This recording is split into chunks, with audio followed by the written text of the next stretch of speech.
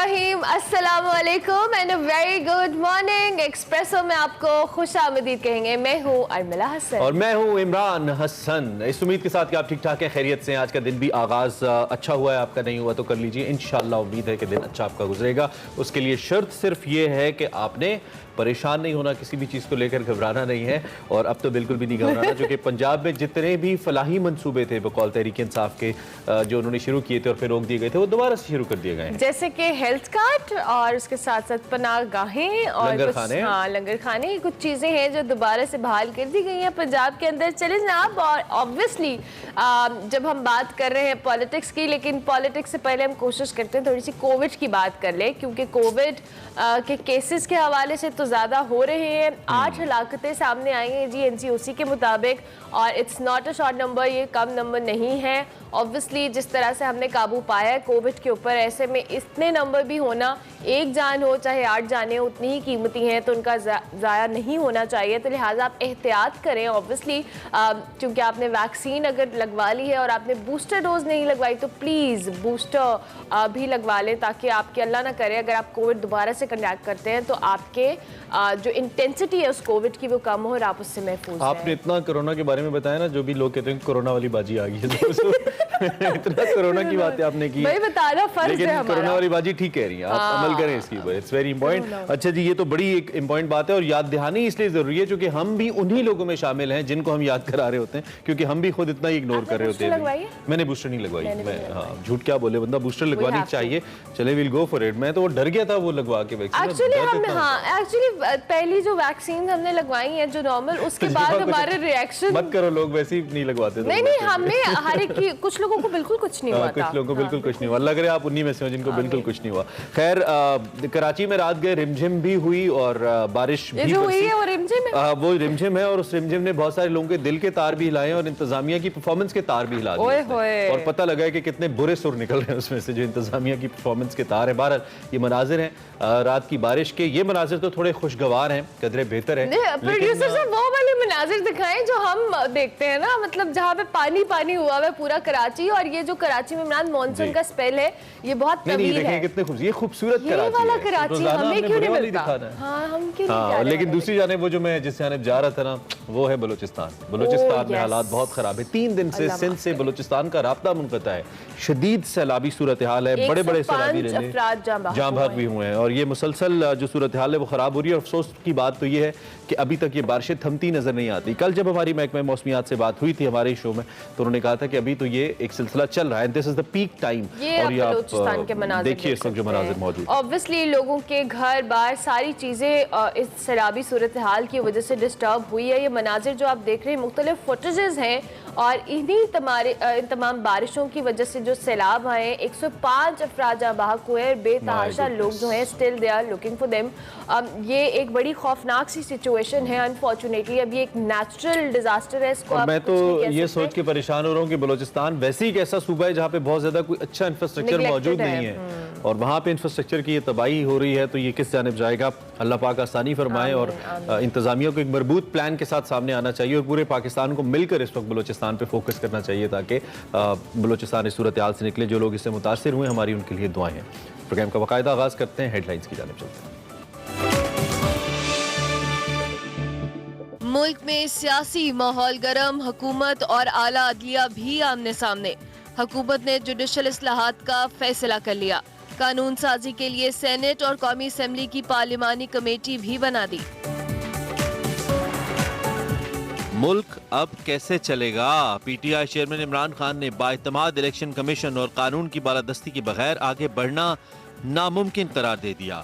पंजाब में तमाम फलाही प्रोग्राम बहाल करने का ऐलान। पंजाब में सियासी उतार चढ़ाव जारी, वजीर दाखिला राना सनाउल्लाह ने पंजाब में गवर्नर राज की धमकी दे दी।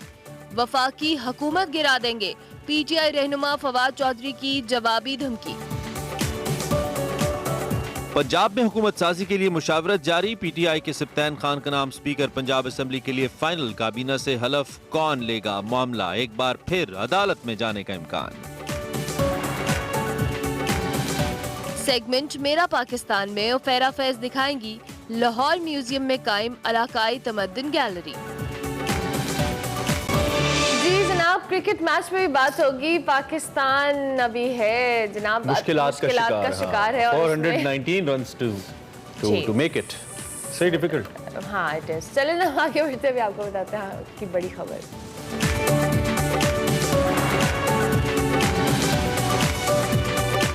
तो पंजाब में नून लीग की गिरफ्त खत्म हो गई है, ये खबरें आ रही हैं। मुझे लगता नहीं था कभी मुझे अपने जर्नलिज्म करियर में ये खबरें भी पढ़नी पड़ेगी। पंजाब में नून लीग की गिरफ्त खत्म हुई, नहीं लग रहा है, नंबर से लग रहा है। वज़ीर आज़म शहबाज शरीफ साहब की हुकूमत कहा जा रहा है कि सिर्फ इस्लामाबाद तक महदूद हो गई है। अपोजिशन उन्हें 10-12 किलोमीटर का वज़ीर आज़म कह रही है। इस वक्त खैबर पख्तूनख्वा के बाद पंजाब में भी तहरीक इंसाफ की हुक्मरानी दोबारा शुरू हो गई है। परवेज़ इलाही साहब वज़ीर आला पंजाब बन चुके हैं। हुकूमत साजी के लिए इस वक्त मुशावरत जारी है। अहम मौदों पर कौन आएगा ये फाइनलाइज किया जा रहा है। ताहम स्पीकर पंजाब असम्बली के लिए सिब्तैन खान साहब का नाम फाइनल कर लिया गया है। गवर्नर की इमाजत के बाद पंजाब काबीना से हलफ कौन लेगा, ये मामला एक बार फिर अदालतों में जाने का इम्कान है।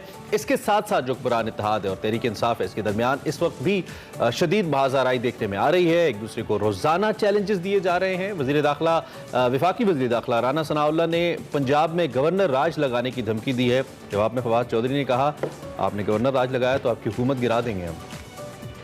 साथ साथ गिरा देंगे। साथ साथ हुकूमत ने जी आला इख्तियार महदूद करने और इस्लाहात के लिए सेनेट और कौमी असम्बली अरकान पर मुश्तमिल एक पार्लिमानी कमेटी भी बना दी है। वज़ीर आज़म शहबाज शरीफ ने जो कहले एक धुआंधार खिताब किया, सुप्रीम कोर्ट के फैसले पर दिल का खूब गबार निकाला और इमरान खान को भी निशाने पर लिया, सवालात की बौछार की और फस्तायत का मुकाबला करने का ऐलान करते हुए वाज़ेह किया कि गर्दन कट तो सकती है लेकिन झुक नहीं सकती। IMF से एग्रीमेंट किया और IMF की एग्रीमेंट की धज्जियां उड़ाई और पाकिस्तान को डिफॉल्ट के बिल्कुल किनारे लगा दिया। तेल की कीमतें और गैस की कीमतें जनाब स्पीकर मेरे इख्तियार में नहीं। 3.5-4 साल का जो मलबा है, जो मकसद डबो दी गई, उसको हम दिन रात कोशिश करें मिलकर ठीक करने की। आज भी वक्त है जनाब स्पीकर कि हम हालात को कंट्रोल कर लें। एक ऐसा लाडला जिसको दिन रात दूध पिलाया गया, 15 साल दूध पिलाया गया और उसको ला के बैठाया गया। जनाब स्पीकर 75 साल ना किसी को इस तरह की सपोर्ट मिली, ना इस तरह की मदद और सपोर्ट किसी को मिलेगी। इदारों के इस आइन ने इख्तियारात मुतय्यन कर दिए हुए हैं। अदालत अगर बुलाए तो मैं समझता हूं कि बड़ा हमें एहतराम से जाना चाहिए, इसमें कोई दो राय नहीं। लेकिन जनाब स्पीकर अगर आपने फैसला करना है तो फिर इंसाफ की बुनियाद पर करना होगा। ये नहीं हो सकता कि आप मेरे साथ कोई और बर्ताव करें, किसी के साथ कोई और बर्ताव करें। तो दूसरी जानिब पाकिस्तान तहरीक इंसाफ ने कल रात मुल्क भर में इज़हार तशक्कुर और खूब जश्न मनाया। साबिक वज़ीर आज़म इमरान खान ने अवाम से खिताब किया, अपनी आइंदा की हिकमत अमली बताई, पंजाब में एहसास समेत तमाम फलाही प्रोग्राम बहाल करने का भी ऐलान किया और बताया कि अगर हमने आगे बढ़ना है तो हमें बाएतमाद इलेक्शन कमीशन का क़याम और कानून की बालादस्ती को यकीनी बनाना होगा। हालात हमारे इस वक्त मुश्किल हैं और जिस तरह जितनी देर ये गवर्नमेंट रहेगी मज़ीद और मुश्किलें बढ़ती जाएंगी। गैर आइनी तौर पे उसको हमजा को बैठा दिया गया पंजाब का वज़ीर आला, उसकी कोई आइनी हैसियत नहीं थी और उसको सुप्रीम कोर्ट ने कहा कि तुमने कोई भी स्टेट मशीनरी, एडमिनिस्ट्रेशन, पुलिस को बिल्कुल इस्तेमाल नहीं करना ये इलेक्शन को मुतासर करने के लिए। इसने हर चीज़ इस्तेमाल की। 8 दफ़ा इस इलेक्शन कमीशन के पास गए हैं जिधर हमें मसले आए हैं इलेक्शन कमीशन के साथ। 8 दफ़ा इसने हमारी जो दरख्वास्त थी वो मुस्तरद की। 163 तरीके हैं धांधली के, उनमें से 130 ख़त्म हो जाते हैं इलेक्ट्रॉनिक वोटिंग मशीन से। लेकिन ये इलेक्शन कमीशन ने पूरी साजिश की, सैबोटाज किया और इससे नहीं होने दी इलेक्ट्रॉनिक वोटिंग मशीन। लिहाजा मेरी नंबर 1 डिमांड ये कि अगर आगे अब हमने निकलना है तो सबसे पहली चीज़ तो हमें एक क्रेडिबल इलेक्शन कमीशन चाहिए। खान साहब ने तो यहाँ तक कह दिया कि गद्दारों, इलेक्ट्री पसंदों तक, दहशत गर्दों तक से बात हो सकती है। चोरों से नहीं हो सकती। और चोरों से मुराद उनकी ओपोजिशन जो उनके सामने वो है। जाहिद हुसैन साहब हमारे साथ मौजूद हैं, सीनियर तजियाकार हैं, आप इनका तजिया सुनते हैं हमारे शो में भी, दीगर शोज में भी। उनसे ज़रा बात करते हैं और उनसे पूछते हैं वो इस सूरत हाल को कैसे देख रहे हैं। Thank you very much Zahid साहब, बहुत शुक्रिया आप हमारे साथ मौजूद हैं। सो Tehreek Insaf is back in Punjab जी, और ये बहुत बड़ी कामयाबी है, इसकी सिग्निफिकेंस बहुत ज़्यादा है। हम अगर देखें पाकिस्तान की सियासी तारीख को, और अब ऐसा लगता है कि ड्राइविंग सीट के ऊपर इस वक्त तहरीक इंसाफ आ गई है, और जो मामला ड्राइव करने अब वो तहरीक इंसाफ ने करने, अब जो हुकूमती इत्तेहाद है उसके हाथ से मामला निकल गए हैं। आपको ऐसा लगता है साहिद साहब? नहीं, बात तो सही है कि जो हालिया बाई इलेक्शंस हुए थे और उसके नतीजे में जो नई गवर्नमेंट पीटीआई की बनी है, उसकी वजह से जो है ये पीटीआई की जो है वो सियासी सूरत हाल मुस्तहकम हुई है, खासतौर पर पंजाब में हुकूमत अब बना ली है। इसका मतलब ये हुआ कि ना सिर्फ पंजाब में बल्कि केपी में भी इनकी हुकूमत है। तो एक ये तो कह सकते हैं कि इस वक्त इनकी जो पीटीआई की एक सियासी पोजीशन तो बहुत मुस्तहकम हो गई है, लेकिन ये कहना कि ड्राइविंग सीट में है वो भी सही नहीं होगा। सेंटर में गवर्नमेंट चाहे उसकी बाकी प्रोविंसेस में ना भी हो, लेकिन खुद उनके इख्तियारात भी बहुत ज्यादा होते हैं। तो इस मुल्क में फेडरल हुकूमत जो है वो जितनी बार चलती है कि सूबों और सेंट्रल गवर्नमेंट में कोई अमांगी हो एक हद तक। ये मुमकिन हो सकता है, पहले भी ये होता रहा है कि सूबे में एक हुकूमत किसी और पार्टी की हुकूमत रही है और सेंटर में किसी और हुकूमत रही है, लेकिन एक फेडरेशन की या जमहूरियत के लिए जो है वो एक दूसरे के साथ चलना लाजमी है। ठीक है, अगर इस वक्त अगर ये समझते हैं पंजाब से कि वो डिस्टेबलाइज कर देंगे सेंट्रल गवर्नमेंट, तो ये सेंट्रल गवर्नमेंट भी जो है वो वहाँ पे कर सकती है। तो ये फिजा जो है कन्फ्रंटेशन की, वो जब तक खत्म नहीं होगी मुल्क आगे नहीं बढ़ेगा। इमरान खान साहब कह रहे हैं कि अब आगे बढ़ने वाली बात है, लेकिन आगे बढ़ने के लिए जरूरी है कि कम से कम हालात की नज़ाकत को जरा देखें। ये सूरत हाल ऐसी गैर मामूली है, और उसमें खास तौर पे न सिर्फ ये कि सियासी जो एक अदम इस्तेहकाम है, उसके साथ आपकी माशी सूरत हाल भी बेतहाशा खराब बिल्कुल हो रही है। तो ठीक है, आपने पंजाब में हुकूमत पर कब्जा कर लिया है, कभी जो है सराउल्लाह साहब भी धमकी दे रहे हैं कि वो गवर्नर राज नाफिज कर देंगे, जिसके नतीजे में जो मुल्क में जो सियासी एक इस्तेहकाम जो है और कमजोर होता चला जाएगा। और सबसे बड़ी चीज, अगर आपकी इकॉनमी जो है कोलैप्स करती है तो उसके असरात जो बहुत ज्यादा। अच्छा जाहिद साहब, आपने अभी गवर्नर राज की बात की, और ये राना सनाउल्लाह साहब ने कहा कि हम पंजाब में गवर्नर राज लगा देंगे, और ये भी कहा कि आइन के आर्टिकल 234 के तहत जो है पार्लियामेंट के मुश्तरका इजलास में गवर्नर राज की जो मुतल्लिक करारदाद है उसको मंजूर करवा लिया जाएगा, जिसके बाद सदर की जो कंसेंट है उनके बाद ये गवर्नर राज लग सकता है। ये जो धमकी दी गई है, कहीं ना कहीं इसमें कुछ ना कुछ है कि ये इस पे इम्प्लीमेंट किया जा सकता है, और अगर ये होता है तो इसका नुकसान क्या होगा? देखिए, ये धमकी तो जरूर है, क्योंकि दोनों तरफ से ये जो जंग जारी है, अल्फाज की जंग जारी है, तो वो तो इसमें उनका भी गवर्नर राज का भी जो है एक बात की जा रही है, लेकिन इतना आसान नहीं है। कॉन्स्टिट्यूशन में जो है ये इसके लिए खुद मुतय्यन है। ये नहीं है कि सेंट्रल गवर्नमेंट जब भी चाहे गवर्नर राज किसी सूबे में लगा सकती है। पहले भी जब पीपल्स पार्टी की हुकूमत थी तो पंजाब में ये नवाज की हुकूमत थी, और वहाँ पे गवर्नर राज भी नाफिज किया गया था थोड़े अर्से के लिए, जब गवर्नर सलमान तासीर थे वहाँ पे, लेकिन वो फिर उसको गैर कानूनी और गैर आईनी करार दे दिया।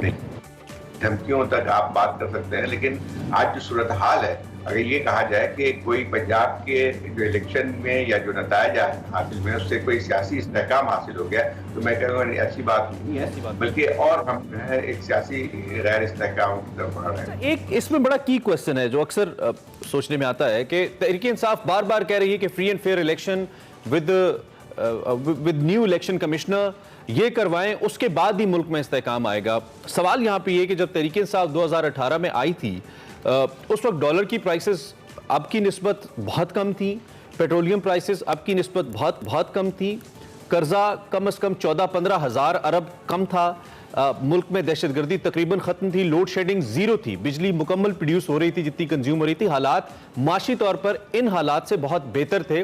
फॉरेन एक्सचेंज रिजर्व्स अगरचे के उतरे नहीं थे, लेकिन हालात इतने बुरे नहीं थे।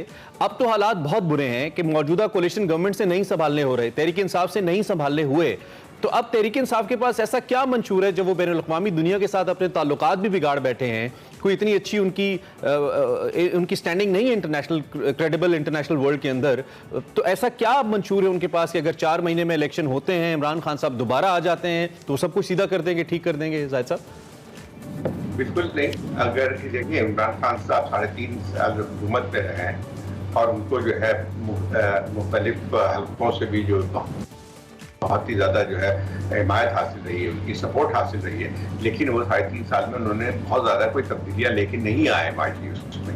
ये कहना कि आप आइंदा आएंगे तो बिल्कुल ठीक हो जाएगा, ऐसी बात नहीं किसी हुकूमत में। देखिए पाकिस्तान को जो इस वक्त जो मसाइल का शिकार है, मसाइल से हैं वो बहुत ज़्यादा गहरे हैं, खासतौर माशी सूरत हाल है, और कोई एक हुकूमत अगर समझती है कि वो हालात तब्दील कर देगी तो गलत फहमी होगी। देखिए ये जो भी हम कह रहे हैं कि कर्जों की बढ़ना या जो है ये तमाम चीज़ें जो पाकिस्तान इस वक्त जिसका मुश्किल का शिकार है माशी तौर पे, वो एक दिन में पैदा नहीं हुई है। ये एक तसलसल है जो हमारी पॉलिसी रही है मुख्तलिफ भाइयों के में, तो उसका असर है। तो ये हमारे यहाँ एक और चीज भी आई, कोई भी हुकूमत आती है वो अपना सारा मलबा जो है पुरानी गवर्नमेंट पे डालती है, बजाय इसके कि फोकस करे यहाँ पे तब्दीलियों पे। देखें पाकिस्तान में सूरत हाल तब्दील उस वक्त तक नहीं हो सकती है जबकि कुछ बुनियादी फंडामेंटल स्ट्रक्चरल रिफॉर्म अगर नहीं आते हैं, आप टैक्स नहीं बढ़ा टैक्स की कलेक्शन बढ़ाते नहीं है, आपकी अपनी आमदनी नहीं बढ़ती है, तो आपको मुस्तकिल जो है इन चीज़ों का सामना करना पड़ेगा।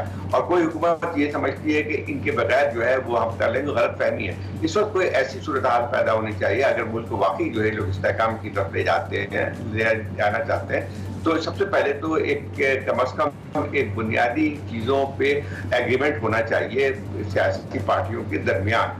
अगर जिसको कहते हैं आप चार्टर ऑफ डेमोक्रेसी कह सकते हैं, चार्टर ऑफ इकॉनमी भी कह सकते हैं, उसके बगैर आप कोई तब्दीली लेके नहीं आ सकते हैं। इमरान खान साहब जो है अब ये कहते हैं कि मैं फलाने से बात कर सकता हूँ, फलाने से नहीं बात कर सकता हूँ। कि सियासत में अगर आप जो तमाम रास्ते बंद करते हैं बातचीत के, तो आप कैसे आगे बढ़ सकते हैं? एक बातचीत करनी होगी जाहिद साहब। दूसरी जानिब ये जो सुप्रीम कोर्ट का फैसला आया, इसके बाद हमने देखा कि नून लीग और पीडीएम इत्तेहाद की जानिब से ये जो हुकूमत और अदलिया आमने सामने आए हैं, हुकूमत ने जो ये सुप्रीम कोर्ट के खुद नोटिस हो या बेंच तश्कील देने के हवाले से इख्तियारात पर उन्होंने कहा जी कानून साजी करेंगे, और इसके लिए उन्होंने एक पार्लिमानी कमेटी बनाई है। आपको लगता है कि हुकूमत ये जो स्टेप लेने जा रही है, इससे अदलिया पे और जो एक इदारा है उसके एक मुअज़्ज़ज़ इदारा है उसके साथ ये एक टसल स्टार्ट हो जाएगी? क्योंकि जिस तरह से इख्तियारात पे कानून साजी के हवाले से उन्होंने कहा है।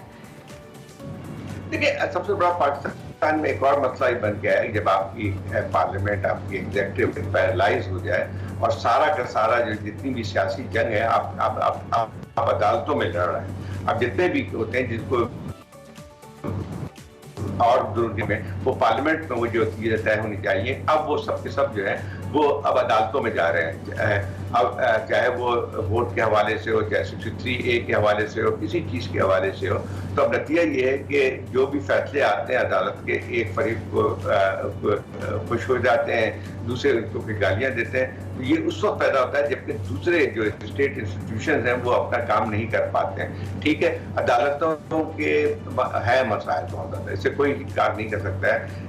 जिस तरह से जो है ये बेंचेस कॉन्स्टिट्यूट होते हैं, उसके ऊपर बहुत सारे सवालिया निकालने पर के आते हैं, लेकिन उसको भी हल करने का तरीका उस वक्त आता है जब आप एक लिहाज से एक पार्लियामेंट, एक इफेक्टिव पार्लियामेंट आपके यहाँ मौजूद हो, तो आप तब्दीलियाँ ला सकते हैं, लेकिन नहीं आ सकता है। अगर हुकूमत ये समझती है आज की वो तमाम चीज़ों को तब्दील कर देंगे तो ऐसा मुमकिन नहीं है। ये जो नुक्ता आपने बताया था कतई कलामी की मदद वक्त में, ये बात ना करने का जो नुक्ता है, इमरान खान साहब ने जो कहा कि मैं सबसे बात कर सकता हूँ, इनसे नहीं कर सकता, पहले तो कर रहे थे।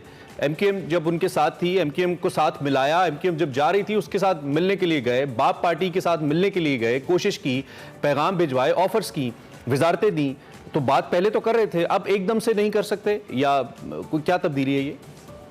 देखिए अगर फर्ज की बात नहीं कर सकते हैं तो इमरान खान साहब इलेक्शन में किस तरह से जा सकते हैं? इलेक्शन कमीशन को तब्दील करने की बात करते हैं, तो उसके लिए भी जो है जो आईनी रास्ता मौजूद है उसमें तो ये अपोजिशन और हुकूमत को साथ मिलकर बैठ के फैसले करने पड़ेंगे।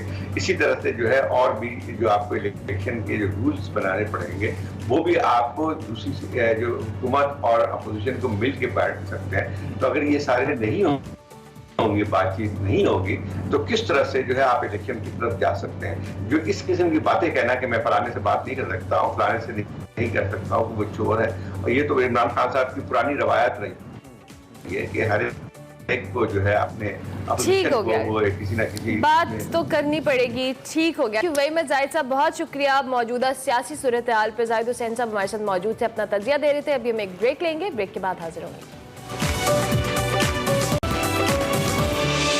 अब आपको दिखाते हैं हमारा सेगमेंट सफर शर्फ, जिसमें दुनिया की बुलंद तरीन आबशार की तरफ हमारा सफर मुसलसल जारी है। आज क्या एक्सप्लोर हो रहा है, देखते हैं आज के सेगमेंट में।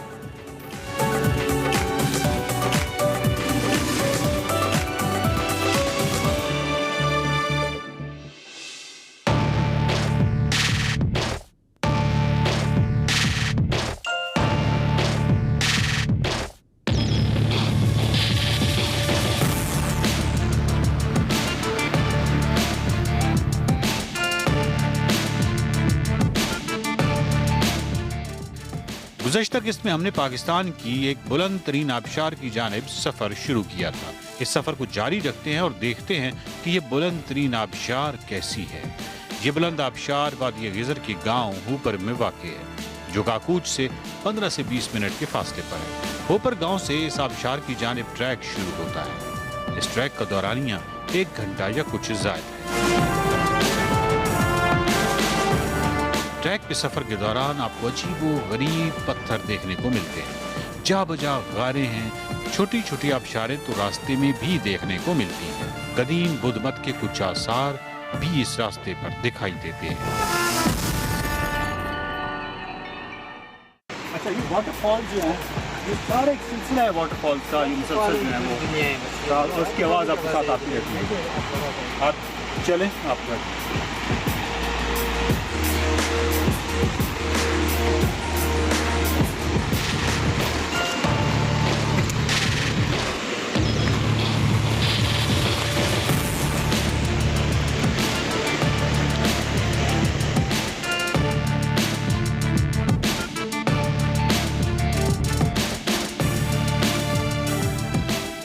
गुरु हैं, आप खुद गुरु हैं या बहुत बड़े गुरु हैं। देखिए अब ये कहाँ पे लेके आए हैं। ये इतनी ज़बरदस्त किस्म की एक जगह है, पत्थरों से होते हुए हम यहाँ ऊपर पहुँचे हैं।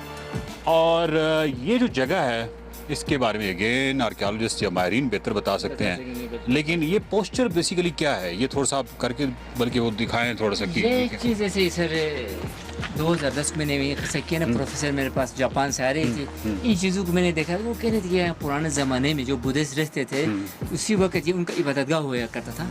वो इधर बैठ के जो योगा करके इबादत करते हैं उनके लिए ये जगह बनी हुई थी सर। या आप बेसिक आप देखो कटिंग करके एक जगह को बनाई है। और आपको उसको आप वो दिखा रहे थे वो किस तरह यूं करके। हाँ, ये इसको बैठने का तरीका ये सर, आप देखेंगे डायरेक्ट आपका जो चेहरा होता है आसमान की तरफ या पहाड़ की तरफ होता था, तो ये पीछे भी इसी शेप में ये चीज़ बनी हुई थी। वो इधर बैठेंगे तो आपको ध्यान सिर्फ पहाड़ की तरफ ऐसे मुख्तलिफ। बल्कि आप ये देखिए कि मैं देख रहा हूँ कि यहाँ से जो मंजर है, हाँ ठीक है, अब किसी पुराने ज़माने में भी चले जाएं, जो अभी आज के ज़माने में भी, ये देखिए कि बहुत ही सुकून, बहुत ही जिसको कहते हैं कि जो कंसंट्रेट करते थे लोग, तवज्जो करते थे अपने होने पे, हम क्यों हैं, कायनात का वजूद क्यों है। अच्छा, इस तरह की जो चीज़ें, इस तरह के बड़े सवालात की खोज में जो लोग निकलते थे, उनके लिए ये जगह बड़ी कमाल, बहुत ही खूबसूरत जगह है। और मेरा दिल कर रहा है कि वाटरफॉल की तरफ आप जाएं, और मैं पता क्या करूँ, ये देखिए, ये इसको माइक को पकड़िएगा, मेरा दिल कर रहा है कि बस मैं यहाँ पे इस तरह भी आपने करके दिखाया था, ये देखिए ऐसे करके आप वाटरफॉल पे जाएं। मैं हफ्ते में 5 दफ़ा जाता हूँ वाटरफॉल में सर। मुझे मेरा दिल कर रहा है कि मैं यहाँ पे ऐसे करके अब। अच्छा, यहाँ वैसे बहुत ज़बरदस्त, बहुत कमाल फील है जब आप अपने सर को यहाँ लेके आते हैं। अच्छा, आपकी जितनी ऑडियो है या जितना साउंड है वो यहाँ पे इको है, ये इस जगह पे। और ये जो एक्सपीरियंस है ना, ये अच्छा, ये मैंने वैसे ही फन के तौर पे किया, लेकिन अब मुझे आइडिया हुआ है कि ये आप जितने नाज़रीन देख रहे हैं वो यहाँ पे सिर्फ इस एक्सपीरियंस के लिए लाजमी आइएगा क्योंकि ये अभी हो सकता है कि माइक में मुझे नहीं पता कि ऑडियो इको होके आ रही है या नहीं आ रही, लेकिन इसकी बड़ी सिग्निफिकेंस है। और यहाँ पे ऐसे सुकून से थोड़ा सा आपके साथ जो गाइड हो उसको कहिएगा कि आप गाइड वाटरफॉल देख के आओ, और मैं यहाँ पे कोई कायनाती जो मसाइल है उनको ज़रा सुलझा दूँ। इट्स वंडरफुल, आप लाजमी आइएगा यहाँ पे। और ये इस जगह पे ये जो मैंने अभी किया है इसका एक्सपीरियंस लाजमी कीजिएगा और मेरे साथ शेयर कीजिएगा कि मैं गलत कह रहा हूँ या ठीक कह रहा हूँ, है ना। वाटरफॉल नहीं, वाटरफॉल जरूर मैं आपको ले जाऊंगा सर, मैं लाया ना हूं तो मुझे आपको पहचाना है।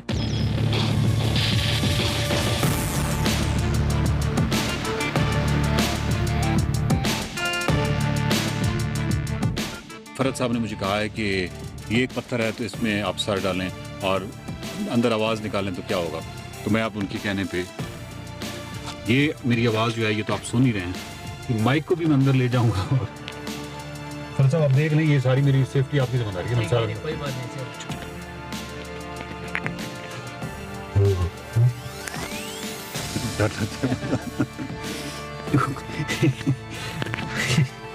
वो अजीब हो गई। अब ये देखिएगा आवाज़ को मैं आपसे बोलता जाऊंगा और फिर देखिएगा क्या फर्क है। Hello 1 2 3 mic check, hello. और ये अब यहाँ पे आवाज़ आप चेक कीजिए, क्या आला। मेरा ख्याल है कि यहाँ पे बहुत अच्छी वॉइस ओवर्स जो हैं वो रिकॉर्ड हो सकती हैं, और आई डोंट नो कि कैसी आवाज़ जा रही है। बहुत कमाल एक्सपीरियंस है, आप खुद डर जाएंगे नाज़रीन, ये कीजिएगा, लाजमी कीजिएगा।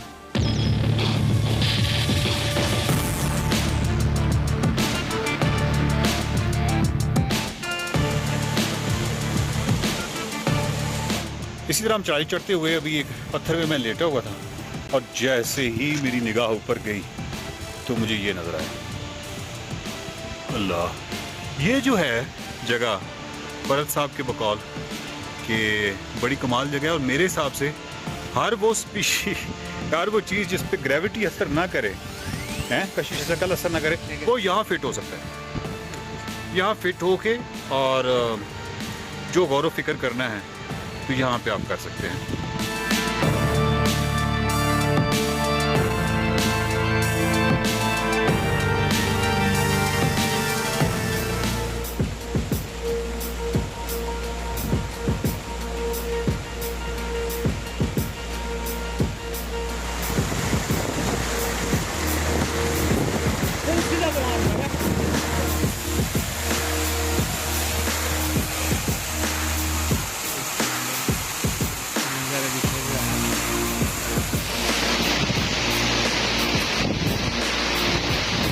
ये बहुत बुलंदी से गिरती है।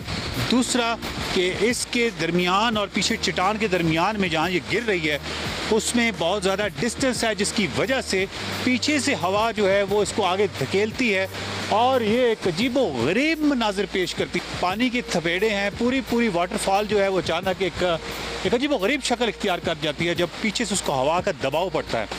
इट्स सो अमेजिंग कि यहाँ पे जो ग्रीनरी है, यहाँ पे जो मज़ा है, और मेरा ख्याल है कि इतने बड़े और इतने आला मंजर के लिए 40 से 45 मिनट की ट्रैकिंग कोई मुश्किल काम नहीं है। और आप यूँ समझ लें कि अगर आप बाकायदा ट्रैकर नहीं हैं तो आप इसको 1.5 घंटा कह दें या 2 घंटे भी कह दें, तो भी जब आप यहाँ पे आएंगे, अगर आप अर्ली निकलते हैं, पूरा दिन यहाँ पे बहुत ज़बरदस्त गुजारा जा सकता है। इट्स सो ब्यूटीफुल, बहुत ही मज़े की है। और ये वाटरफॉल आप देखिए, आबशार बहुत खूबसूरत है। इस आबशार की खुसूसियत ये है कि ये चारों इतराफ से देखी जा सकती है। आबशार की फुहार बहुत दूर तक जाती है। अगर हवा चल रही हो तो आबशार का मंजर देखने के काबिल होता है। ट्रैक की सारी मुशक्कत इस आबशार की पहली झलक देखने के बाद दूर हो जाती है।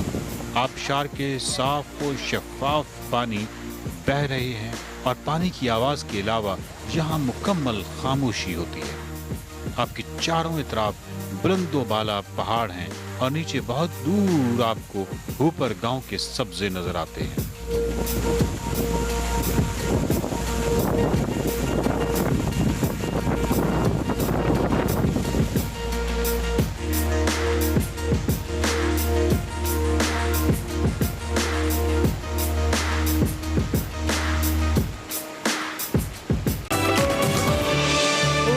Welcome back to Expresso. बात करेंगे मुल्क भर में मानसून बारिशों का सिलसिला तो जारी है और इससे सबसे ज़्यादा तबाहकारियाँ भी अगर हम बात करें वो भी जारी हैं। कराची के मुख्तलिफ इलाकों में रात गए कहीं हल्की और कहीं तेज़ बारिश होती रही, जबकि नशेबी मकामात पर जो पानी की निकासी का काम है वो भी काफ़ी सुस्त रवि का शिकार रहा।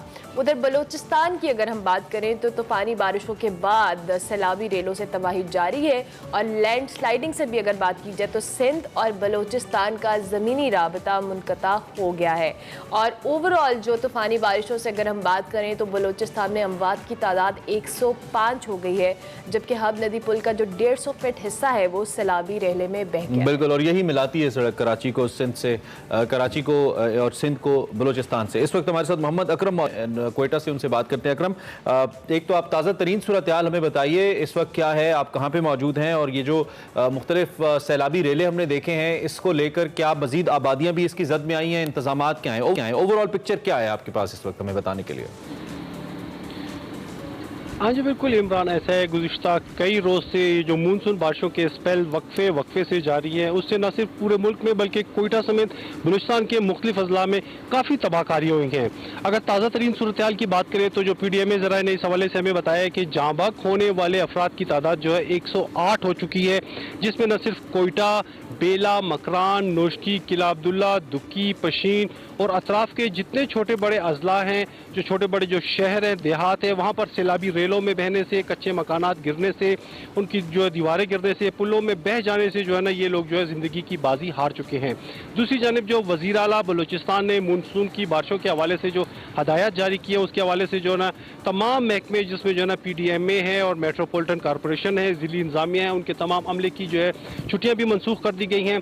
सबसे ज़्यादा इस वक्त जो मुतासिर हुआ है वो बेला का इलाका है, वहाँ पर 3 पुल जो है इस सैलाबी पानी में बह गए हैं, जिसकी वजह से लोगों का कराची से, कोयटा से और अंदरून बलूचिस्तान के जितने भी इलाके हैं उनसे राब्ता मुकम्मल तौर पर मुंतका हो चुका है। दूसरी जानब अगर हम बात करें कोयटा, सिब्बी, जैकमाबाद, शारा का, तो वहाँ पर भी जो है ना सैलाबी रेले ने जो है ना कई पुलों को तबाह कर दिया। आमदोरफ्त के लिए लोगों को मुश्किलात का सामना है।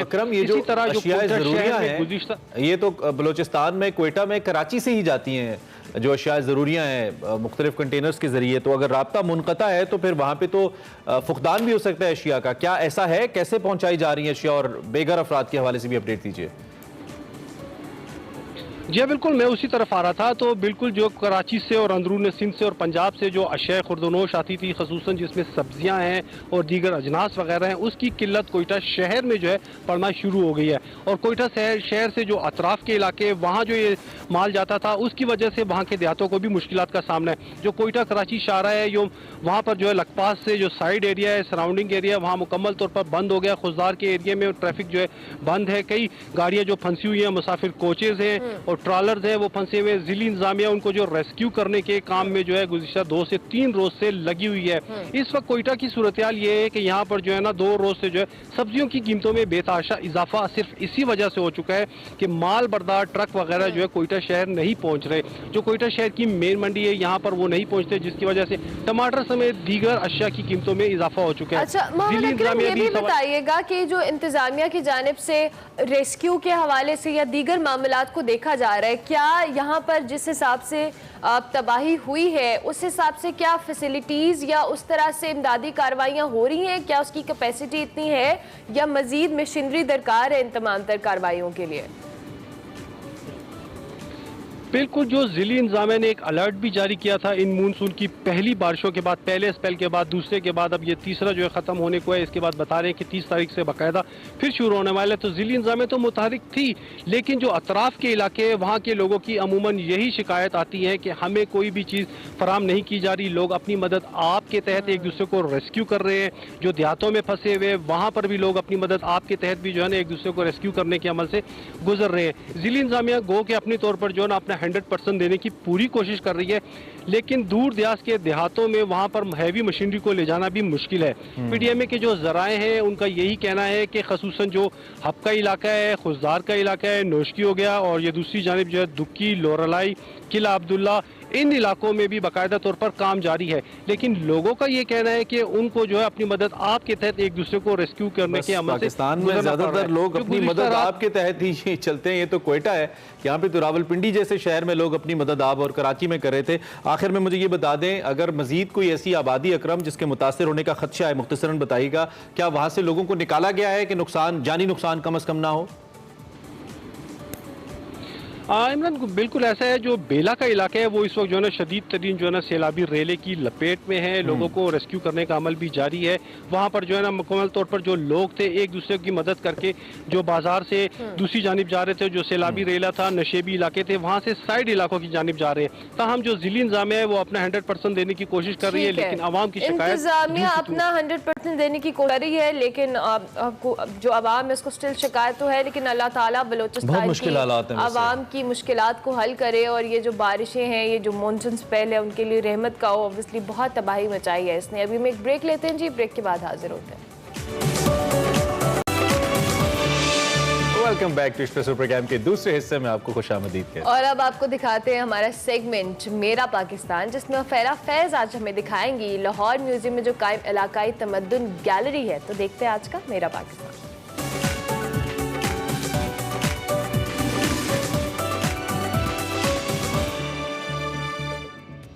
अस्सलाम वालेकुम नाज़रीन, पाकिस्तान की सकाफतों के रंग पूरी दुनिया में बिखरे हुए हैं।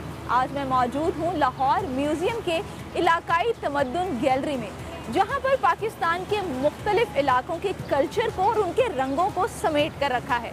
तो आइए चलते हैं और आपको अपने पाकिस्तान का कल्चर और रंग दिखाते हैं।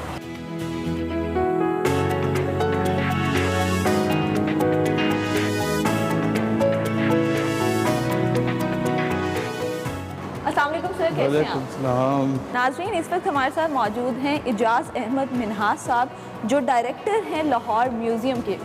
सर, आज हम बात करेंगे कल्चर के ऊपर। पाकिस्तान का जो कल्चर है उसने पूरी दुनिया में रंग बिखेरे में है। तो सबसे पहले मुझे, मेरे देखने वालों को ये बताएं कि सकाफ़त जो है वो क्या होती है? सकाफ़त देखनी है तो लाहौर म्यूज़ियम में आप आ गए हैं, अपने सामीन को भी दिखाएँ, और वो भी अगर आएँ तो लाहौर म्यूज़ियम सकाफ़त का मीन है। स्टार्ट करेंगे हम पंजाब से, और सबसे पहला ये जो मुझे एक नज़र आ रहा है शोकेस, जिसके अंदर पंजाब की सकाफ़त दिखाई गई है। शॉल्स नज़र आ रही हैं और इस पर फुलकारी का काम हुआ हुआ है। इसके बारे में मुझे बताएंगे, कितनी पुरानी शॉल्स हैं?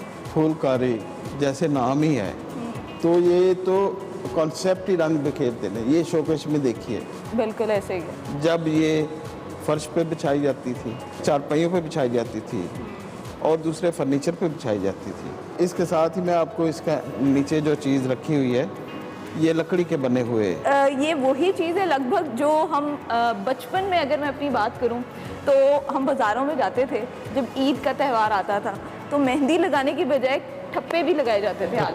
तो ये वही ठप्पे हैं? ये वही ठप्पे हैं। अच्छा। जो बाद में मेहंदी के काम आए।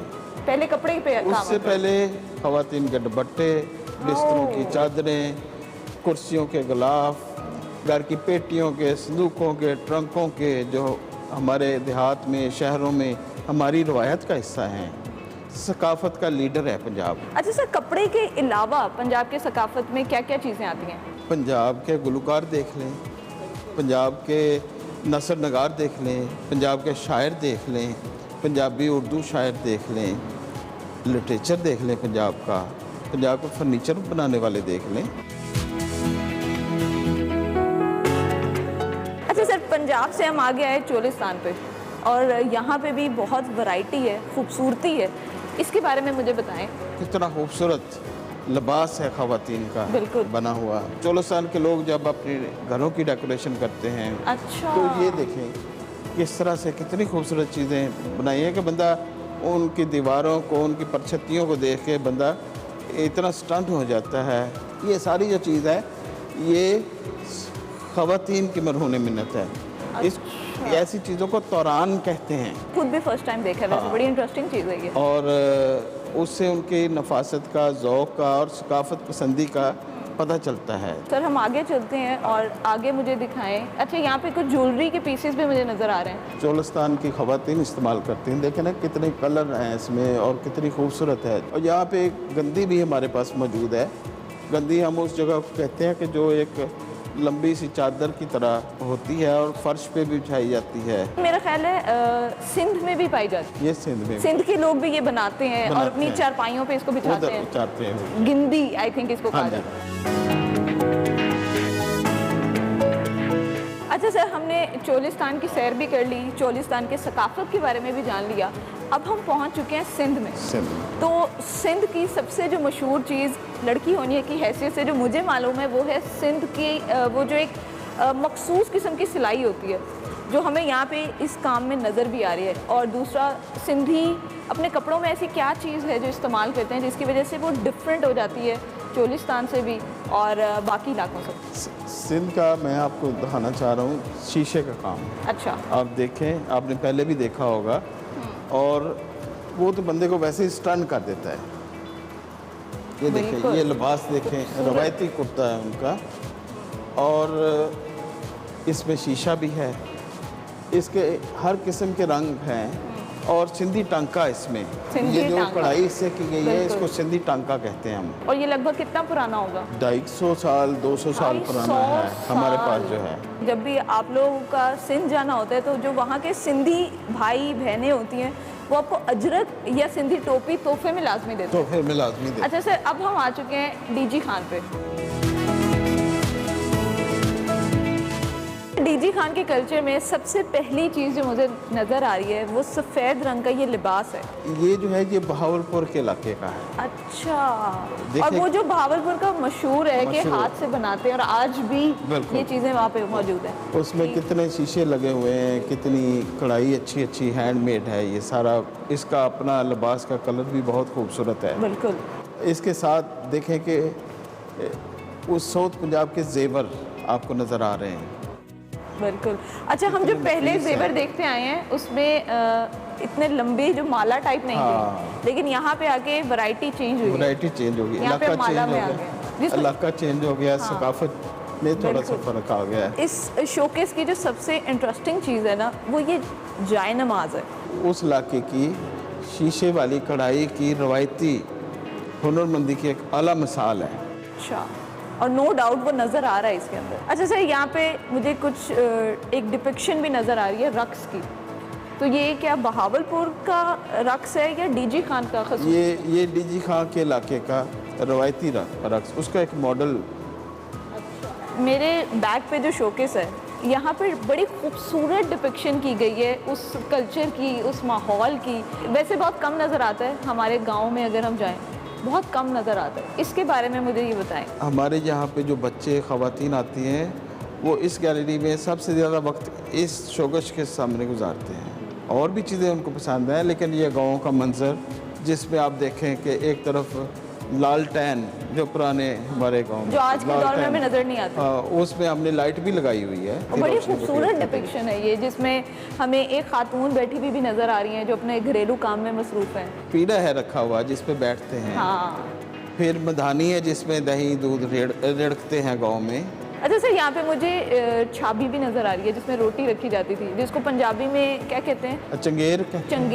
चंगेर कहते हैं हम। बड़ी खूबसूरत, बड़े कलरफुल अंदाज में बनाई होती है, हाथ से बनाई। ये भी हाथ से बनाई होती है, ये मशीनें नहीं बनी होती। यहाँ पे छज भी मुझे नज़र आ रही है। हाँ। अब लोगों को पता नहीं होगा छज किसको कहते हैं, तो आप ज़रा एक्सप्लेन कर दें। ख़वातीन अपने अजनास जो हैं, गंदम कई दफ़ा, चावल कई दफ़ा उसमें डाल के, तो ऐसे करके उसको, ताकि उसमें से जो बुरादा है वो निकल जाए, पत्थर रोड़ी कोई थोड़ी सी वो निकल जाए तो वो साफ़ हो जाए, उसको छज कहते हैं हम। म्यूजिकल इंस्ट्रूमेंट नज़र आ रहा है। रुबाब। ये रुबाब है? रुबाब है। और ये कितनी तारों वाला है? ये दिल की तारों को छेड़ता है। ये को 200 साल पुराना है। 200 और ये हैंडमेड है। अब हम आगे चलते हैं बलूचिस्तान की तरफ। जी बिल्कुल।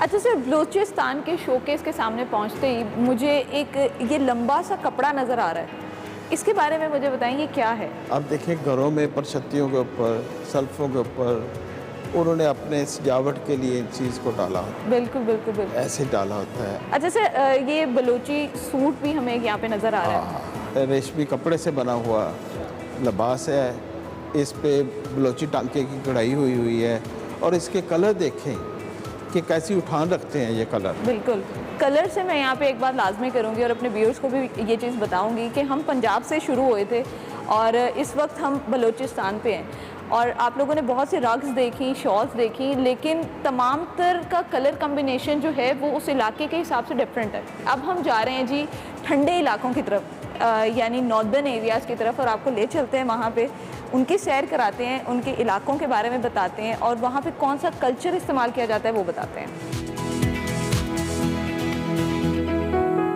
ठंडे इलाकों में सबसे पहले आता है सवात। अब सवात का जो शोकेस है, इसमें मुझे ज़्यादातर चीज़ें जो नज़र आ रही हैं वो लकड़ी की हैं। तो मुझे ये बताएं, कोई ख़ास वजह है कि वहाँ पे लकड़ी के बर्तन इस्तेमाल किए जाते थे या लकड़ी के आलात इस्तेमाल किए जाते थे? सवात पे लकड़ी का काम तो बहुत मशहूर है। तो जो बर्तन वहाँ पे बनते हैं वो दरख्तों की लकड़ी के, इवन अखरोट की लकड़ी के भी जो शोकेश में लगे हुए हैं। फिर आप उनके दरवाजे देख लें जो यहाँ पे शोकेश में भी लगे हुए हैं। फिर आप उनके झरोके देखें, बालकोनियाँ देख लें जो आपको यहाँ पे नज़र आती हैं लाहौर म्यूज़ियम में।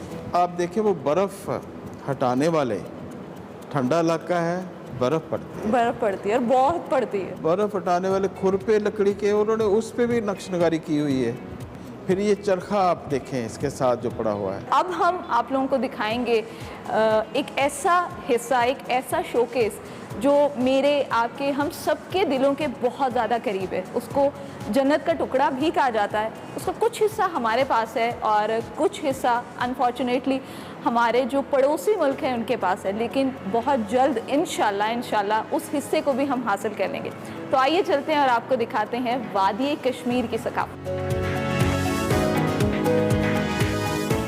स्टार्ट करेंगे हम कश्मीर के रिवायती लिबास से। कश्मीर के जो लिबास हैं ये इतने मशहूर हैं कि मुगलिया शहनशाहों ने, बाद में सिखों के महाराजा रंजीत सिंह ने, इन सारे एम्परर्स ने अच्छा वहाँ से अपने लिबास तैयार करवाए। अच्छा, ये कश्मीर का स्टाइल, हाँ, कश्मीर का स्टाइल, कश्मीर का कपड़ा, कश्मीर की कढ़ाई, वहाँ के रंग वंडरफुल हैं। और कश्मीर की तो मेरा ख्याल है किसी भी चीज़ की बात की जाए वो खूबसूरती से भरपूर है। Thank you so much for your time. Thank you. नाज़रीन, आज के इस सेगमेंट में मैंने आपको पाकिस्तान के मुख्तलिफ इलाकों के रंग दिखाए, उनकी सकाफत के बारे में बताया। ये है मेरा पाकिस्तान। उम्मीद करती हूँ आपको आज का ये सेगमेंट पसंद आया होगा। मुझे दीजिए इजाज़त और देखते रहिए Expresso. Welcome back to Expresso. Break के बाद हाजिर हो चुके हैं जनाब और अब बात करेंगे पाकिस्तान समेत दुनिया भर में हेपेटाइटिस से बचाव के लिए आगाही का आलमी दिन मनाया जा रहा है और इस दिन को मनाने का पर्पस भी यही है कि हर सतह पर जो इस मरज़ है इससे मुतल्लिक शऊर उजागर किया जाए ताकि इस खामोश कातिल जो बीमारी है इस पर काबू भी पाया जा सके। एक मोहतात अंदाजे के मुताबिक दुनिया भर में 325 अफराद हेपेटाइटिस बी और सी का शिकार है और जिनमें 225 मिलियन जो हेपेटाइटिस बी और 70 मिलियन हेपेटाइटिस सी से मुतासर है। उसमें तकरीबन जो 15% जो मरीज होते हैं वो अपने मर्ज के बारे में अमल तो रखते हैं लेकिन बाकी लोगों को इस मर्ज से आगाही नहीं है। इस साल का जो थीम है वो है आई कांट वेट और इस मर्ज के हवाले से हम बात तो करेंगे। कुछ इकसाम हैं जिनकी वैक्सीन भी मौजूद है, अगर इनका बर वक्त इलाज करवा लिया जाए तो इससे छुटकारा भी पाया जा सकता है। अब हेपेटाइटिस के हवाले से आज हम चूँकि ये अवेयरनेस का आलमी दिन है तो हम बात करेंगे कि क्या है, लाक क्यों होता है, अलामात क्या हैं, इकसाम कितनी हैं, अगर ये लाक हो जाए तो उसका इलाज कैसे मुमकिन बनाया जा सकता है, इसी पे आज हमने बात करनी है। जी बिल्कुल, हमारे साथ आसिफ रजा जैदी साहब मौजूद हैं जो कि असिस्टेंट प्रोफेसर गैस्ट्रोलॉजिस्ट हैं और शेख सैयद हॉस्पिटल में सर्विसेज दे रहे हैं। उनसे ज़रा उनकी एक्सपर्टीज़ पूछते हैं और इस हवाले से खास तौर पे बात करते हैं। डॉक्टर साहब, thank you very much for joining us. I can't wait, ये इस दफ़ा का थीम है हेपेटाइटिस का। सबसे पहले तो हमें इस थीम के बारे में बताइए, इसके पीछे क्या लॉजिक है? Basically this is WHO theme जो last year hepatitis can't wait था, इस साल आई कांट वेट और वी कांट वेट। लाइक इसको इस तरह समझ लीजिए कि if somebody is having hepatitis he cannot wait to get treatment. If somebody is having not vaccinated he can't wait to get vaccinated. If somebody who is carrying a baby, like pregnant lady, if she is harboring the pregnancy fetus, so she cannot wait to get treatment because hepatitis B जैसे काला यरकान है जो खून के जरिए transfer होता है वो बड़ी आराम से हामला खवातीन से बच्चे में मुंतकिल हो जाता है। तो इसी तरीके से दुनिया भर में जैसे गोरे और कालों का फर्क है तो फिर ये डिस्क्रिमिनेशन भी आ जाता है। तो ब्लैक्स एक्चुअली और Asians we can't wait to end this discrimination और we actually can't wait to see कि हमारी पॉलिटिकल पार्टीज हमारी लोग इस मामले को कितना सीरियसली लेते हैं। क्योंकि अगर आप यकीन करें कि पाकिस्तान में इस वक्त जो बर्डन है वो इतना ज़्यादा है, जैसे बताया कि 90% लोग जो हेपेटाइटिस बी का शिकार हैं और 80% लोग उनको पता ही नहीं है और वो इस बीमारी को ना चाहते हुए एक तो खुद मरीज हैं। मतलब हमारे यहाँ हर 100 में से 80 अफराद इसका शिकार हैं। जी जी, और हर 100 में से 80 तो बहुत ज्यादा हैं, लेकिन पाकिस्तान में तकरीबन 80 मिलियन लोग 4.5% लोग पाकिस्तान में इस बीमारी का शिकार हैं और इनको पता ही नहीं है। सबसे बड़ी मसला ये है कि इनको पता ही नहीं है कि वो इस बीमारी का शिकार है। डॉक्टर साहब, ऑब्वियसली आपने कहा कि हम हर साल इस दिन के हवाले से अवेयरनेस तो देते हैं। अब with the passage of time लोगों में अवेयरनेस कितनी आई है, क्योंकि जिस तरह से आपने खुद का बहुत सारे लोगों को इल्म ही नहीं है कि उन्हें बीमारी है। तो बेसिकली अगर हम इसके सिम्टम्स पे जो अर्ली स्टेजेस हैं उस पर बात करें और अवेयरनेस के हवाले से कि with the passage of time कितनी अवेयरनेस आई है। देखें, अवेयरनेस के लिए सबसे ज़्यादा हमें पढ़ाना है लोगों को। हमारे यहाँ इवन क्लिनिक्स में भी लोग बताते नहीं हैं, पढ़ाते नहीं हैं कि एक्चुअली आपको मसला क्या है।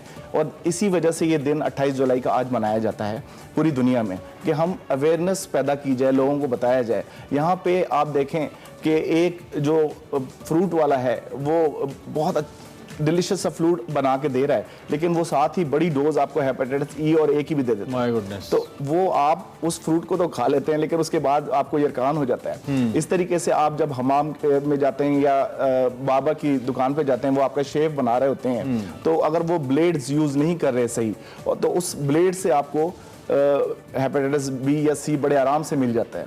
तो फिर बहुत ज़्यादा लोग हैं ऐसे जो आईवी ड्रग यूज करते हैं, इंजेक्शंस लगाते हैं।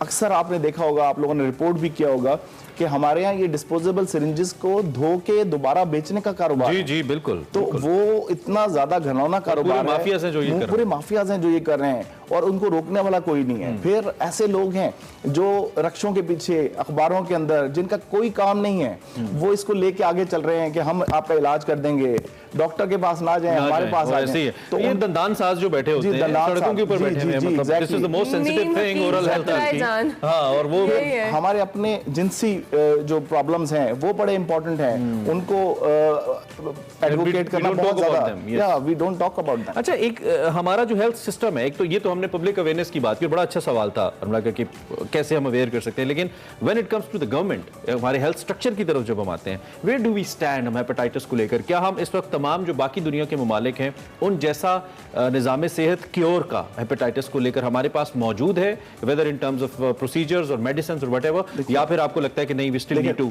दो चीजें बहुत इंपॉर्टेंट हैं, एक है तशखीस और इलाज।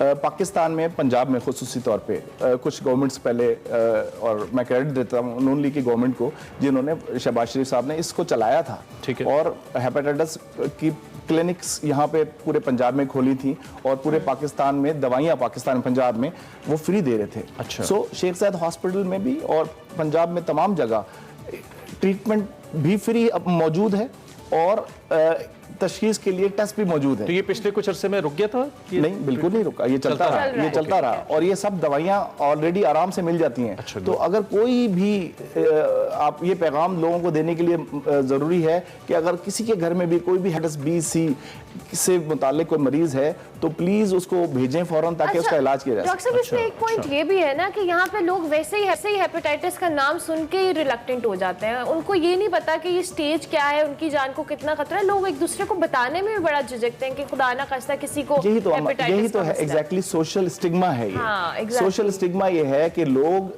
अगर किसी को काला यरकान है उसके घर के पानी पीना छोड़ देते हैं, उनके घर में जाना छोड़ देते हैं। यही we need to end this stigma. हम ये चाहते हैं कि अगर किसी को हेपेटाइटिस है, उसका जिगर अभी खराब नहीं हुआ है, तो हम 3 महीने के अंदर 3 महीने का कोर्स है जो कि फ्री इलाज मौजूद है। और उसको हम देके और बड़े आराम से उसको क्योर कर सकते हैं। बजाय ये कि वो उसको छुपा के बैठा रहे और उसको बताए ना किसी को और सबको बीमारी फैलाता रहे। हाँ। तो उससे बेहतर ये नहीं है कि वो अच्छा एक जाए और जाके इसमें मिथ है, आई डोंट नो, या वाकई है, ये भी मौजूद है कि समटाइम्स आप मुकम्मल तौर पे रिकवर नहीं करते इससे, कुछ ये भी कहा जाता है कि आपको अगर फॉर द टाइमिंग ये क्योर किया जा सकता है, इसको कम किया जा सकता है, लेकिन फिर ये दोबारा से ग्रो कर सकता है, या ये आपके साथ साथ चलता है, ऐसा है? हेपेटाइटिस सी जो है उसका पहले तो हमारे इस तरह था ना कि इंजेक्शंस लगते थे, पेगिलिटिड इंटरफ्रॉन वगैरह, बड़े सख्त भी लगते थे, उसमें क्योर रेट 35% था। अब जो ड्रग्स मौजूद हैं लाइक सोफॉस्फोविर, डेक्लेटास्फेर, और वो पाकिस्तान में फ्री मिलती हैं, पंजाब में तो खुसूसी तौर पे फ्री मिल रही होती हैं। तो उन दवाइयों को आप दें, 3 महीने का कोर्स के बाद क्योर हो जाती है, हेपेटाइटिस सी मुकम्मल तौर पे खत्म हो जाता है। अब बी जो है उसके लिए कुछ दवाइयां आपको शायद सारी जिंदगी खानी पड़ती हैं। इसमें जिस तरह हम लोग रिलीजियस तौर पे कुरान को फॉलो करते हैं, तो हम अमेरिकन को और यूरोपियंस को फॉलो करते हैं, उनकी कुछ गाइडलाइंस हैं like ASLD and European study of liver disease. वो कहते हैं हेपेटाइटिस बी के लिए कि 3 साल तक का इलाज तो जरूरी है, लेकिन कुछ कंडीशंस में शायद आपको सारी जिंदगी, लाइक हेपेटाइटिस बी अगर किसी को हो गया है तो वो तो इलाज करा रहा है। हम इस यहाँ पे क्या करते हैं, एक मरीज है जिसको हेपेटाइटिस बी हो गया, उसको तो इलाज करा रहे हैं, लेकिन जो तमाम फैमिली मेंबर्स हैं और तमाम फैमिली वाले हैं उनको हम कहते हैं भाई इसकी वैक्सीन करवा लें, जो वो किसी को स्प्रेड ना करे। अच्छा डॉक्टर साहब, ऑब्वियसली आम लोगों के, हमारे पास टाइम भी कम है, हम चाहेंगे कि आम लोगों के अंडरस्टैंडिंग के लिए खुदा ना खास्ता कोई ऐसे कॉमन सिम्टम्स जो इस बीमारी से रिलेटेड हैं, किसी को भी अपने इर्द गिर्द खुद के अंदर फील हो रहे हैं, तो वो किस तरह से, कौन से ऐसे सिम्टम्स उनको बताएं ताकि वो डॉक्टर के पास जाए, स्क्रीनिंग कराएं? देखें, सबसे पहले तो ये है कि हम इसको 2 तरीके से डिफरेंट कर लेते हैं। एक पानी से फैलने वाला यरकान और एक खून से फैलने वाला यरकान। जो पानी से फैलने वाला यरकान है, अगर वो हो जाता है तो उसके साथ मतली, भूख का ना लगना, आंखों का पीलियापन, जिस्म दर्द, बुखार, अगर इस तरह की कोई भी अलामत आती है, फौरी तौर पर अपने डॉक्टर को दिखाएं, अपने जिगर के टेस्ट कराएं और फौरी तौर पर अपने डॉक्टर से रजू करें। जो काला यरकान है, कभी कभार वो इस तरह भी मौजूद होता है कि उसमें कोई अलामत नहीं आती। अच्छा, उसमें कोई अलामत नहीं आती, उसमें कोई यरकान नहीं होता, सिर्फ हल्का सा जिस्म का दर्द, बुखार या माइल्ड सा थकावट होती है या जोड़ों का दर्द, जिसको लोग समझते हैं कि ये किसी और वजह से। तो हमारा यही मैसेज होता है कि भाई जिसको पीला आंखों में आ जाएगा तो वो तो पहुंच जाएगा डॉक्टर के पास, जिसको नहीं आ रहा वो तो छुपा के बैठा, उसको पता ही नहीं चल रहा, उसको पता ही नहीं है। तो That's why it is called खामोश कातिल। ये इसको साइलेंट किलर कहते हैं कि ये अगर खामोशी के साथ इंसान के जिस्म को उस जगह पहुंचा देता है। आपको हैरत होगी ये जान के कि हर 3 में से 2 जो लिवर के कैंसर हैं उसकी सबसे बड़ी वजह हेपेटाइटिस बी है और सी है। तो इसका मतलब ये है कि आप हर कुछ अरसे के बाद अपना मुआयना करवाते रहें, टेस्ट करवाते रहें अपने, ताकि आपको अंदाजा हो कि आपका लिवर फंक्शन कर रहा है। हिफाजती टीके बहुत जरूरी हैं। लाइक हेपेटाइटिस बी के लिए एंजेरिक्स बी मौजूद है जो GSK वाले लगाते हैं और बहुत अच्छे से वो मौजूद है। दूसरा हेपेटाइटिस ई से बचाव के लिए हेवरेक्स एक टीका है जो पानी से फैलने वाला यरकान है, ठीक है, उससे बचाने के उसके लिए भी एक 1 महीने बाद, 6 महीने बाद, मतलब प्रॉपर डॉक्टर साहब कंसल्ट करें और वैक्सीन लगवा लें, ये सेफ है। हाँ, पानी से फैलने वाला यरकान लाइक हेपेटाइटिस ई, जैसे बताया मैंने पहले डिस्कस किया कि वो अगर किसी हामला खातून को हो जाए तो 20% हामला खातून एक्सपायर हो सकती है। वो बड़ा जरूरी है कि उनको टीका डॉक्टर आसिफ, टाइम हमारा का शुक्रिया, थैंक यू वेरी मच। वक्त के अंदर बड़ा अच्छा आपने इसको समअप किया। डॉक्टर आसिफ ये बता रहे थे कि आप इससे बच सकते हो और अब तो इलाज भी मुमकिन है, लेकिन बेहतर है आप एहतियात कर लें तो आपको इलाज की तरफ नहीं जाना पड़ेगा। And once again lifestyle modification is very important. आप क्या खा रहे हैं, आप कैसे जिंदगी जी रहे हैं, इन सब बीमारियों के लिए जरूरी है। एक ब्रेक लेते हैं, ब्रेक के बाद आप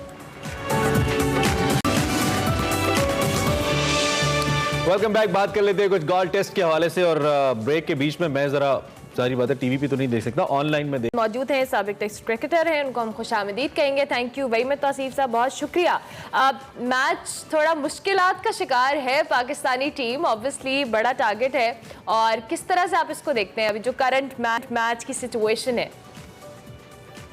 या मुश्किलात तो है डेफिनेटली, बट ये पिछले टेस्ट मैच की तरह नहीं है पिच, और इस पे ऐसा टर्न नहीं हो रहा जिस तरह के हम देख रहे थे, और बैटिंग के लिए बड़ी अच्छी बधाई नजर आ रही है। आपने देखा कि उनके भी 4 विकेट जल्दी गिरे, उसके बाद 500 प्लस उन्होंने रन्स कर दिए।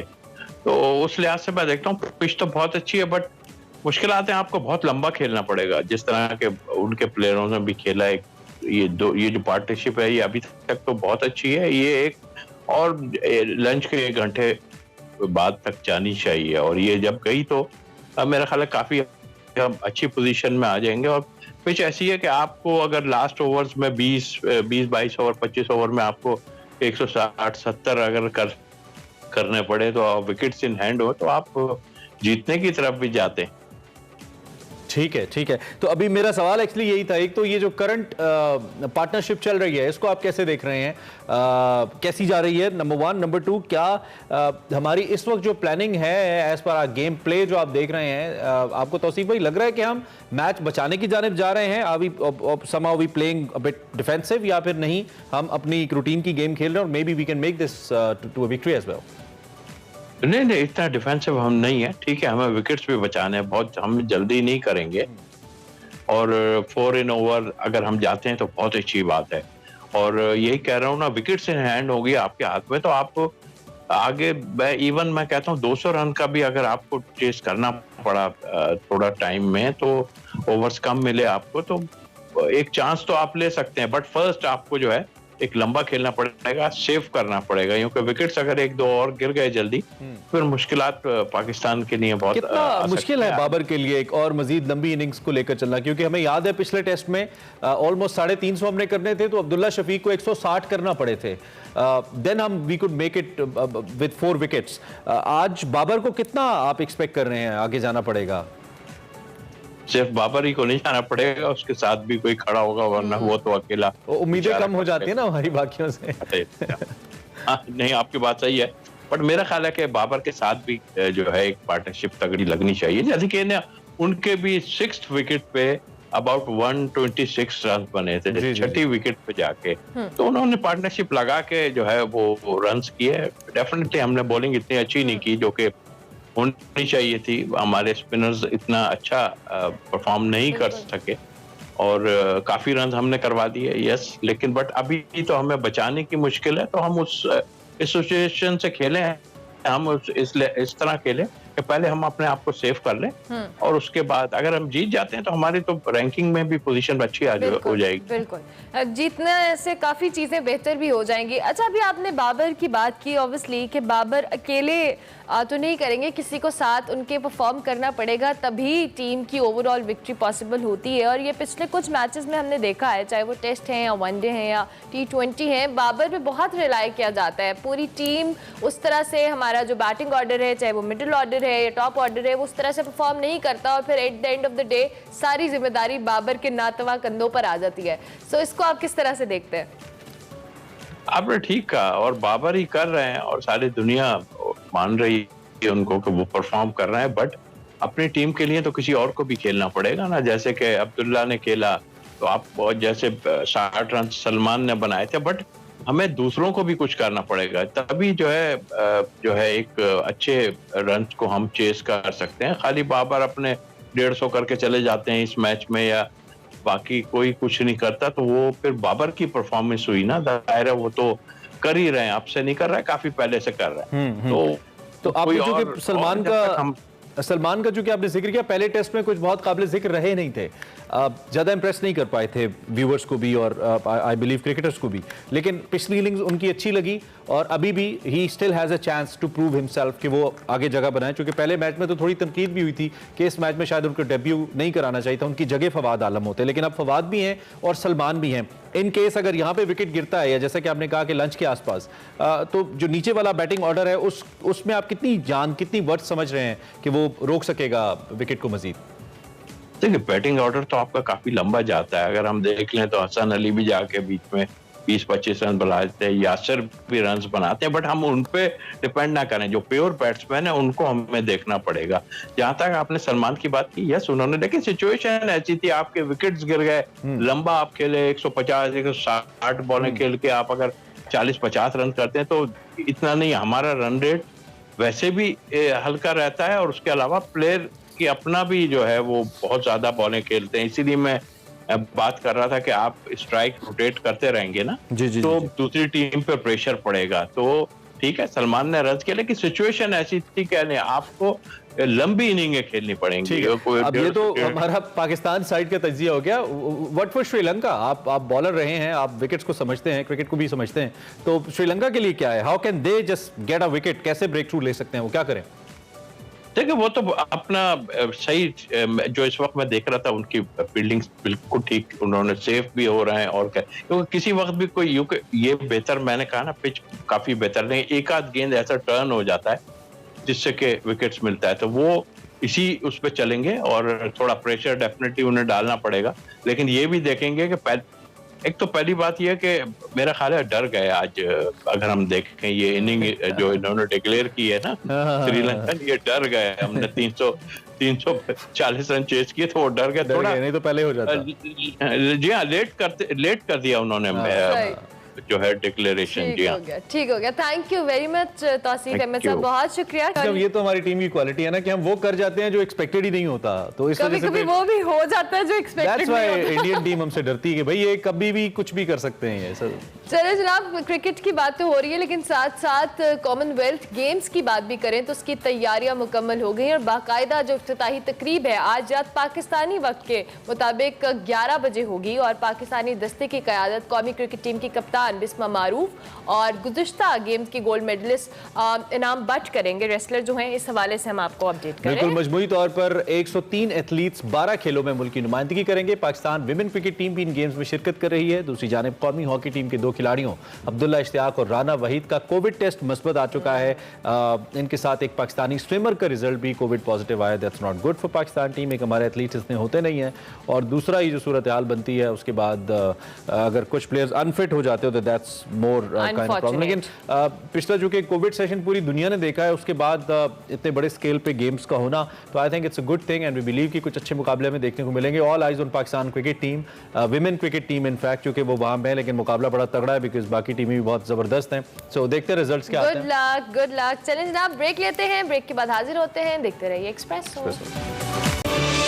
Welcome back. अब वक्त हुआ चाहता है देसी फूड का, जिसमें आज आपको माजा देसी मटन चने या मुर्ग चने खिलाते हैं आपको। देखते हैं देसी फूड। नाजरीन, आज एक बार फिर मैं आई हूँ मेन मार्केट गुलबर्ग में, जहाँ पर है माजा चने वाले जो कि तकरीबन 55 साल से यहाँ पर मटन चने बना रहे हैं। आइए चलकर देखते हैं यहाँ का टेस्ट कैसा है और इनके चनों की खास बात क्या है जो लोगों का चने खाने के लिए इतना सारा रश लगा रहता है। आप यहाँ से क्या खाना पसंद करते हैं? कोफ्ता चने स्पेशलिटी है इनकी और चिकन जो देसी चिकन है वो स्पेशलिटी है। मोस्टली हम लोग यहाँ पे आते हैं स्पेशली कोफ्ता चने खाने के लिए। कितना अर्सा हो गया आपको यहाँ से खाते हैं? तकरीबन 14-15 साल हो गए। कितना अर्सा हो गया यहाँ से खाते हुए? मुझे तकरीबन 15 साल हो गए। खास बात क्या लगती है जो आप 15 साल से यहाँ? मैं इस एरिया में जहाँ भी घूम रहा हूँ, खाने का टाइम होता है यहीं आता हूँ। चनों के साथ क्या खाना पसंद करते हैं? कोफ्ता, कभी अंडा, मौसम के हिसाब से। आपको इनके टेस्ट में क्या फ़र्क लगता है जो कहीं और से नहीं मिलता? बस इनका टेस्ट ऐसा है कि मैं इस इलाके में जहाँ भी हूँ खिजा चलाता हूँ खाने के वक्त। टेस्ट अच्छा है इनका, तबीयत में भारीपन नहीं होता और ठीक है। बाकी वैसे आपको पता है कि लाहौर वाले वैसे भी खाने के बहुत ज़्यादा शौकीन होते हैं, तो उसी हिसाब से फिर मैं आ जाता हूँ। अच्छा, आप कौन से चने खाने ज़्यादा पसंद करते हैं? जी, मटन चने इनके बहुत अच्छे हैं। कहीं और से आपने मटन चने खाए और यहाँ से खाए तो क्या इनका ज़्यादा टेस्ट। खास बात क्या लगती है? इनका ये जो देसी मुर्ग के चने हैं वो और कोफ्ता मसाला इनका बड़ा बेहतरीन है। तो अभी आप कौन से चने खा रहे हैं? सादा चने और कोफ्ता मसाला खा रहे हैं हम। कहीं और से खाया और यहाँ से खाया तो टेस्ट का क्या डिफरेंस लगा? टेस्ट हर बंदे का अपना अपना ही होता है, लेकिन इनका टेस्ट ज़रा कंपैरेटिवली बेहतर है, इसलिए दूर से आते हैं, गर्मी में भी बैठे खा रहे हैं।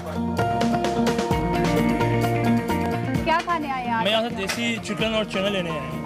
अच्छा, टेस्ट कैसा लगता है? बहुत ज़बरदस्त है। लाहौर में मेरा नहीं ख्याल करता इनसे अच्छी शॉप किसी की, इंतजार टेस्ट हुआ किसी का। अच्छा, कहीं और से आपने खाया और यहाँ से चने खाए तो क्या डिफरेंस? सबसे बड़ी बात इनके मसाले हाइजेनिक हैं, आप यूज़ करेंगे आपके जलन नहीं होगी और बड़ा एक हाइजेनिक प्रोसीजर है इनका। और मैं ऑलमोस्ट 10-12 साल से यहाँ पे आ रहा हूँ तो मुझे ऐसी प्रॉब्लम नहीं है। हमारे साथ मौजूद हैं यहाँ के ऑनर मोहम्मद अरशद साहब। आप मुझे बताएं ये काम किसने शुरू किया था और कितना अर्सा हो गया इस काम को? बेटा, इसको 53 साल हो गए हैं। हाजी मुराजुद्दीन साहब ने शुरू किया था। ये वो मेरे मामू हैं। हम सारे मिलके ना ये काम आगे कर रहे हैं। उनका बेटा और उनका पोता और मैं सारे मिल के काम कर रहे हैं। चनों के साथ क्या क्या सर्व करते हैं और कौन कौन से चने बनाते हैं? बेटा हमारे पास मटन चने होते हैं, कोफ्ता चने होते हैं, कोफ्ता मसाला होता है, देसी मुर्ग चने होते हैं, अंडा चने होते हैं। चनों के अलावा और क्या क्या बनाते हैं?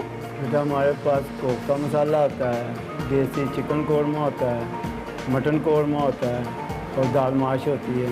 इसके अलावा चावल होते हैं, चावलों के ऊपर चने और शोरबा डाल जाता है बेटा। और किन चनों की डिमांड सबसे ज़्यादा है? बेटा अगर सुबह 10 बजे से लेकर आप 4 बजे तक अगर इधर खड़े होकर देखें ना, मटन चने भी खा लेते हैं, लेकिन बेसिकल जो है ना वो अंडा चने हैं। अंडा चने शौक से खाते हैं? शौक से अंडा चना खा लेते हो। माशाल्लाह यहाँ पर हर तरह का कस्टमर आता है। कभी किसी कस्टमर ने कंप्लेन की? नहीं बेटा, अभी तो मुझे भी 25 साल हो गए हैं, अभी तक तो किसी ने कंप्लेन नहीं की। जो भी खा के जाता है वो यही कहता है कि बहुत अच्छे हैं, लेकिन कंप्लेन कभी किसी ने नहीं। चने के म्यार और जायके को बरकरार रखना एक मुश्किल काम है। आप किस रेसिपी को फॉलो करते हैं? बेटा हमारे पास ना जब से ये शुरू किया है ना, जो कुछ भी डाल रहे हैं ना वही यूज़ कर रहे हैं और इसका तब्दील कोई नहीं किया। जब से ये 1969 से शुरू किया है ना, उसी वक्त का अब तक जो म्यार चल रहा है ना वही चल रहा है। माशाल्लाह 55 साल से आप यहाँ पर चने बना रहे हैं। मशहूर शख्सियत आपके पास चने खाने ज़रूर आती होंगी? बेटा हमारे पास तो सारे ही आते हैं, ये एक्टर भी सारे आते हैं, फिल्म स्टार भी सारे आते हैं। तो बहुत बहुत दूर से लोग आते हैं। वो सुबह 10 बजे या 11 बजे टेलीफोन कर देते हैं, उनका सामान हम रख लेते हैं। अच्छा, चने लगाने का टाइम क्या है? कब से कब तक लगाते हैं? सुबह 10 बजे से लेकर शाम 4 बजे तक। बहुत शुक्रिया आपका। थैंक यू बेटा, थैंक यू।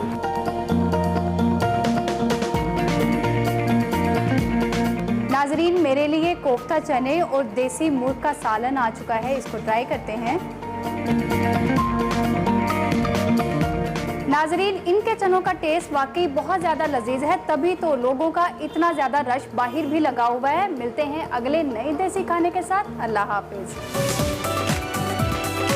हमारी पूरी टीम में से अगर कोई सबसे मुफीद सेगमेंट कोई हमारी होस्ट कर रही है ना तो वो फरियाल साहिब है। मतलब कोफ्ता चने खा रही हैं, वो खाती रहती है ऐसी लाहौर, मतलब खाया है, लेकिन ये कि अब सबको थोड़ी बताते हैं ऐसी बातें बताई नहीं जाती, नजर लग जाती है। खैर जी, फरियाल हमें बहुत ज़बरदस्त किस्म के खाने, लाहौरी खाने खिलाती रहती हैं। प्रोग्राम हमारे अख्ताम की जानिब तकरीबन इनफैक्ट पहुँच ही चुका है। भारत के हवाले से और भारत से एक खबर आ रही है तिहाड़ जेल से। आपको मालूम है हुर्रियत रहनुमा यासीन मलिक साहब जो कि एक हीरो हैं, वो वहाँ पे मुकीद हैं। उनकी हालत काफ़ी ख़राब हो गई है। इतलात के मुताबिक तबीयत नासाज होने पर यासीन मलिक साहब को जेल के हॉस्पिटल में मुंतकिल कर दिया गया है। कश्मीर मीडिया सर्विस के मुताबिक यासीन मलिक साहब गुज़िश्ता 6 रोज़ से तिहाड़ जेल में भूख हड़ताल पर थे और कश्मीरी रहनुमा जो है यासीन मलिक साहब, इनको ड्रिप्स के ज़रिए तवानाई फराहम करने की कोशिश की जा रही है। भूख हड़ताल की वजह से उनकी हालत काफ़ी ख़राब हो गई है और यहाँ पर यह भी वाज़ेह है कि जो कश्मीरी हुर्रियत रहनुमा यासीन मलिक साहब हैं, उनको भारत में 2 झूठे मुकदमात में 2 बार उम्र कैद और 10 लाख रुपए जुर्माने की सज़ा सुनाई गई है।